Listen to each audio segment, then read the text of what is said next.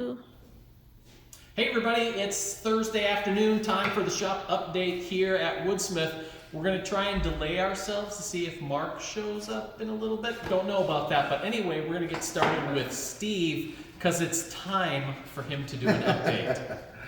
Hey everybody, well today on the workbench I got 3 different clocks, kind of a mid-century. That's what I'm working on here. I just glued it up. We're doing cherry, mitered corners, and then we're doing a 4-quadrant veneer of walnut, curly walnut in this case. I still have to put the little hands on yet. This one is an Art Deco. Basically you got the center, it's going to be curly maple with walnut trim. And then this last one is going to be curly oak, which you can see the board standing up there with a painted plywood ring with hour marks. I haven't started that one yet, so. Let's take a look at this Even board. though they're small, they're kind of involved. Did you finish talking about the bin project? Yeah, I think we did. Okay. I think we did, because it was parked right here. So. Yep. So anyway, stop back next week and I should have more progress. All right. Mark's here. I'm here, I made it. Hey everyone. So this week I got started on another Dylan project, which funnily enough is another plywood project. I was talking to Steve yesterday. I think this is, I can't remember the last time I didn't do a plywood project. It's been plywood project after plywood project. So here it is, here's the next one. This is a benchtop organiser made of Baltic birch. This is, it's going to have a couple of handles on the side there. Let me show you these. Let me just bring everything over here because my bench is a mess. These are going to be in there, so just recess this out. Just using a force a bit on the drill press. Make it easy rather than making a template for a router. This has got a little drawer in there, it's on some slides.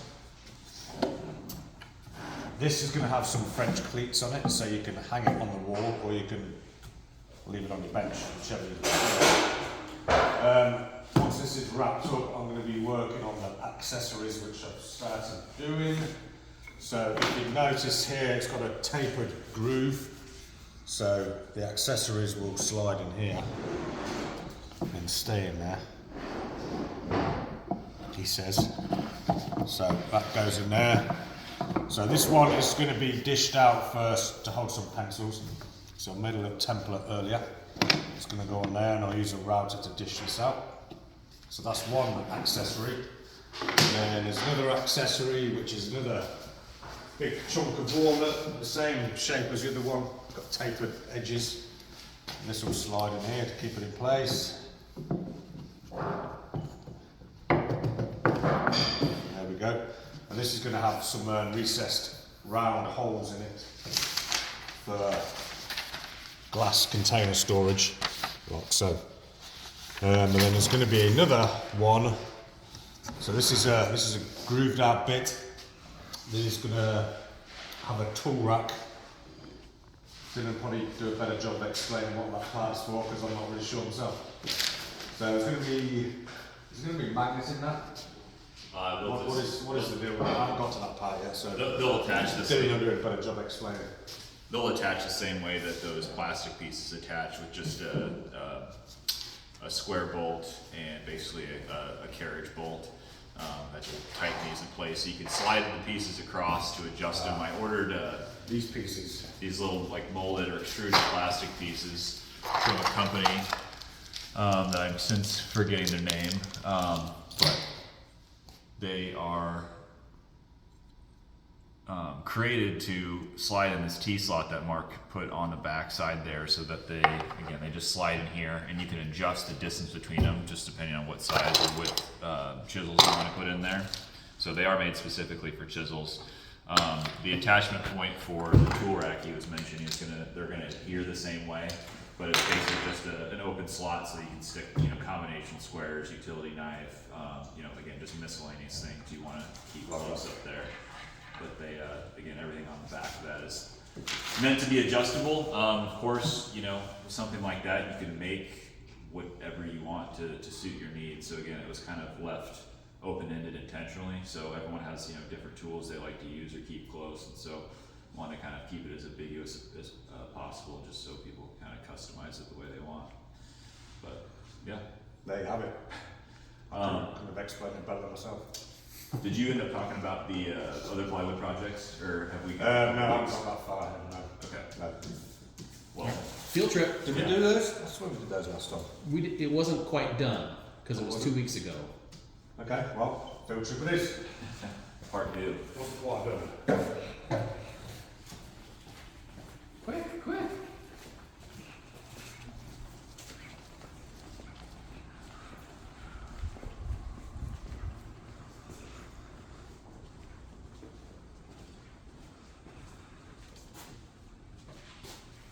Okay, so this is what I was working on prior to my current project. So this was a 3 plywood piece project.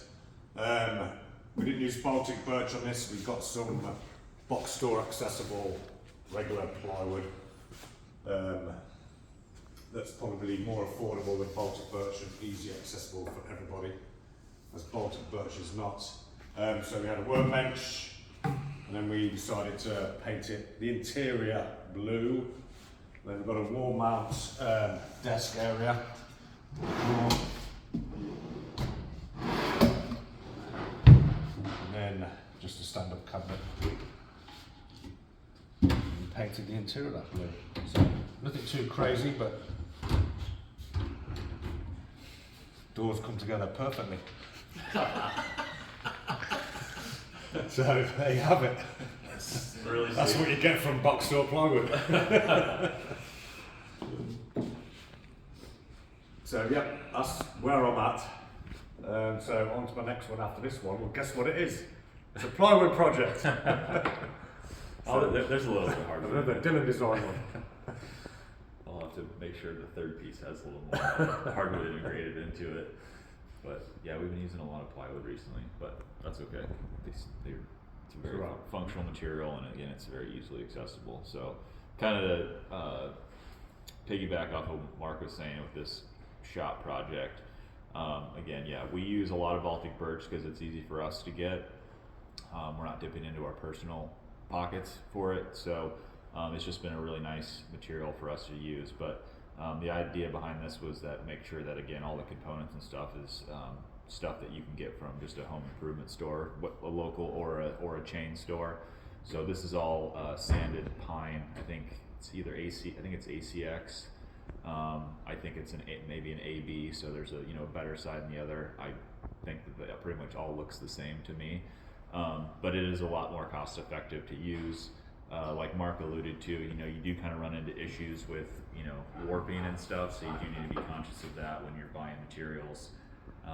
I don't know, did you end up using 3 or 4 sheets of plywood for this? Do you remember?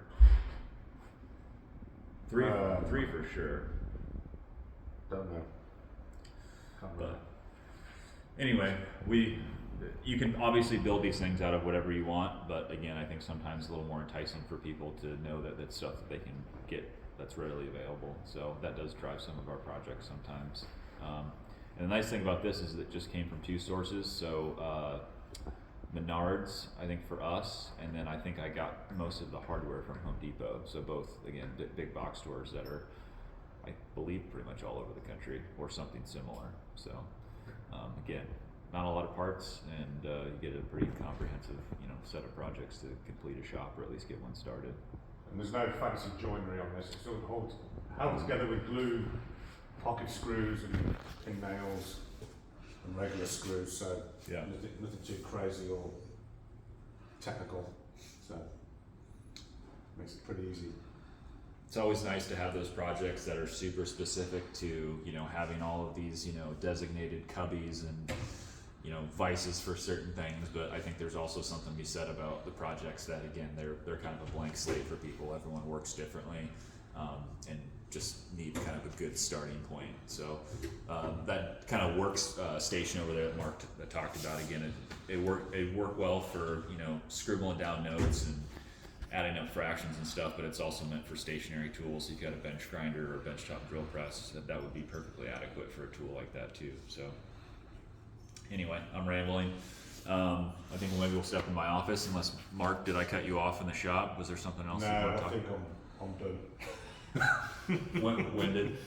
All right, well, if you want to step in my It's all office, yours. we got a couple other projects I've been working on, and surprise, surprise, they do include some plywood. You'll have to bear with me, my computer software's been a little laggy today. So that is a three shop project, for a lack of vocabulary here. That is a shop notes project. This is also a shop notes project where we've been looking to replace some of the older projects we've done in the past, or revisit them and see how we can't update them a little bit or improve upon the design.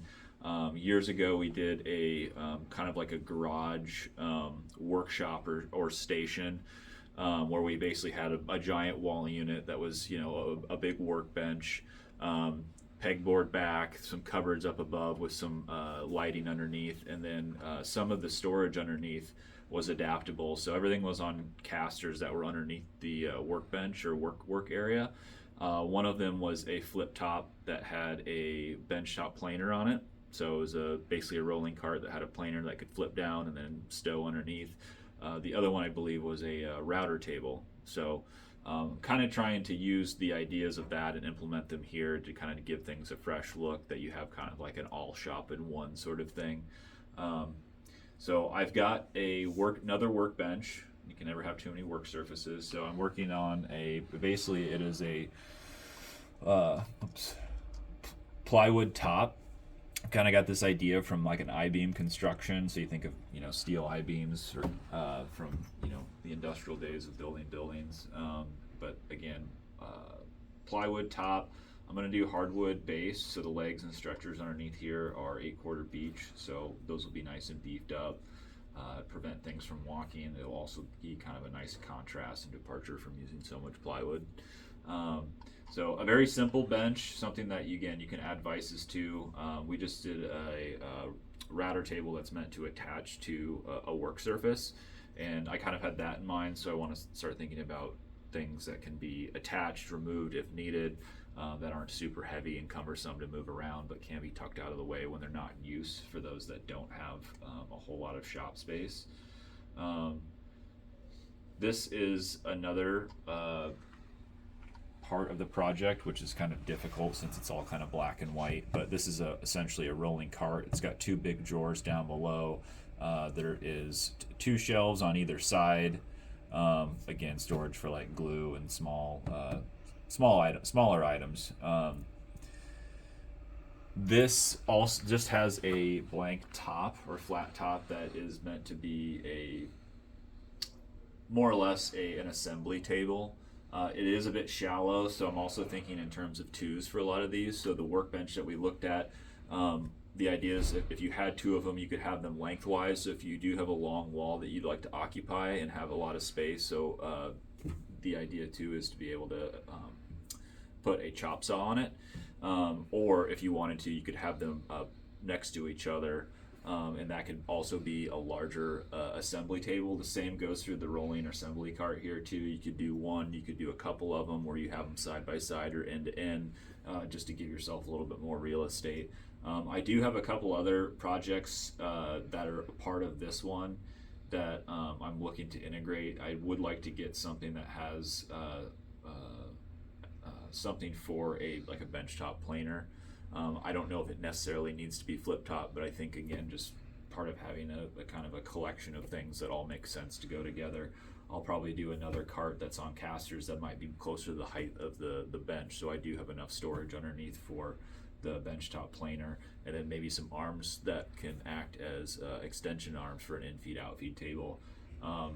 There's some store-bought stuff too that I'd like to go along with it. You know, having pegboard space is nice. It sounds like a whole nother project in itself, so I might again look into some store-bought stuff. and then of course maybe some cabinets up above. But again, there's a lot of things to consider when designing these projects. I don't want this to turn into a 20-page project because we don't really have that luxury anymore. So that's pretty much all I have right now. Again, I could talk your ear off and kind of, you know, filibuster my own demonstration here, but I won't, and I'll save a little bit for next week. So thanks for checking in. All right, there you have it for today's shop update at Woodsmith. Don't forget to hang around for next week's. Check us out for what we got going on. Podcast episode drops tomorrow, and you'll be able to hear that. It's a little recap of what we did at Woodworking in America. Have any questions, comments, or smart remarks, you can put them in the comment section below. Bye.